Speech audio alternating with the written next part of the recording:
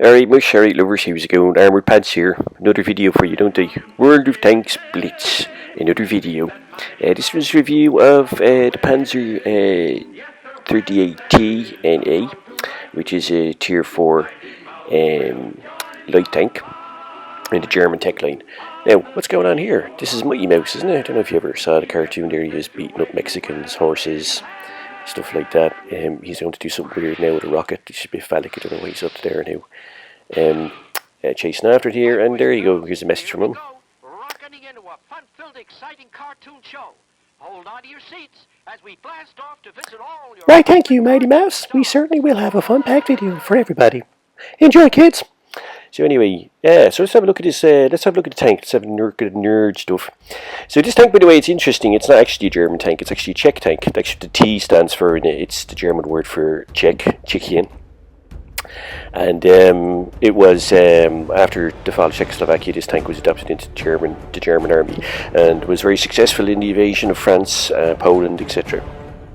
Unfortunately, later on in the war, when particularly on the Eastern Front, where the introduction of T-34, etc., its turret wasn't big enough to mount a large gun to deal with that, so it sort of went out of production. But it was interesting. Around the world, it was made by, I think, the Peruvian army made it and stuff like that. So it was a very versatile tank. It had an amazing chassis, and you'll see when you play this tank, its chassis, its suspension, etc., are what makes it such a really fantastic tank to play. Now, there's a choice of guns on it. And to be honest, all the guns are pretty good. However, the top gun is the one that you really need to get on it, because eventually you will get up tiered, and then you'll need it to pen. Particularly if you go against something like a KV-1 or that, you will need the top gun to be able to pen. So if you're grinding it, I would do the gun first, because you will need it. You can see here that the single shotgun on it is a 4.7 centimeter quack gun, which is pretty good too. It will pen everything at tier 4, tier 3. But when you're up tiered, you will struggle a little bit, so you need to get a 5 centimeter quack 39, 60 centimeter in length. And this is a great gun. It's a very, very accurate gun. I mean, it's really accurate. It has great muzzle velocity, low dispersion, and it will pen almost everything. It's fast reload too, just over 3 seconds. So you will be at just under 4 seconds actually. It's near to 4 and 3. It's 3.8. You will actually be able to do a lot of damage, even though its average shell damage is not great, but it fires so many shells and it's so accurate that it'll do a really good job for you. As I said, the suspension on this tank in real life was what made it so good, why the Germans actually liked it so much. And in this game, this is what you should do. You should use the suspension of the tank, be constantly moving with it, because it is a very versatile tank. It gets around the map very quickly. Another thing, why it's like a little Mighty Mouse that we saw there in the cartoon, is that it is very, very small. Now, this may seem like a weird thing to say about a tank, but it's so small, it's actually a very difficult target to hit. Now, I've played against this many times before I played it myself, and I noticed that it is a little bastard to try to hit. Here's what I mean about the gun. You see how accurate it is. It's great. It's just so small that actually it's very easy to hide. And if you're moving around and the tank is so fast, so agile and so maneuverable, it is actually quite difficult to hit. Now you'll see here when I come up against this Coventer, right? And the Coventer is no slouch either. It's also a light tank. But I just keep moving backwards and forwards, using the versatility, the speed, and the size of the tank. The fact that it's such a small target means it's very difficult for this guy to hit. You see, he keeps missing there.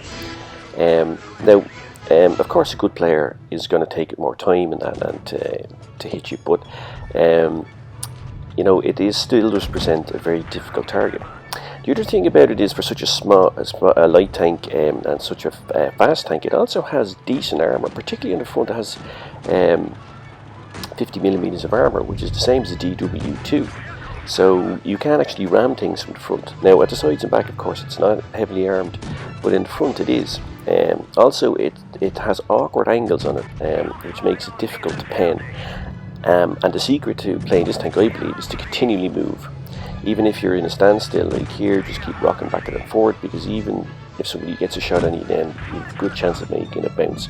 It's an awkward little tank. It's very small. It's very fast. Now here's what I mean about the gun. You see that? And the gun is very accurate. And it won't let you down. So, see there again how good the gun is. You know, there's not so many tanks. I should have changed up the APC order. There's not many tanks that are of that size in Tier 4 that have such a good and accurate gun. Now I tried a snapshot there, it didn't work. That was more down to me than the gun. You see again, the gun is very good. It's very reliable. And you see what I mean again about the size of the tank, right? Just this small hillock here. Is it a hillock? Does it say hillock? Yeah, hillock is to hill, like ball is the bollock, isn't it? But anyway, the little hillock or whatever it is there, that little mound of rubble. You see how I was able to just hide behind that, the size of the tank. Look at me there compared to the other tanks around me, you know. I literally am that little mighty mouse, you know. And you see how well it gets around the map. It's very terrain friendly. You can see there is able to bounce some shots as well, and then, you know, another shot into him. And you know, the tank is just very nimble, very agile. The secret to it is utilise the gun, and also arse on fire there, give me a nice vindaloo round, set me hole on fire, whoops. But I get out that one there, and then last kill, there you go. So use the tank's agility, use its small size, the fact that it is that little mighty mouse, but like Mighty Mouse himself, it packs a punch. Now this, not to be the Mighty Mouse, I just used that name for it there because, you know, just so resonates, and stick in your mind.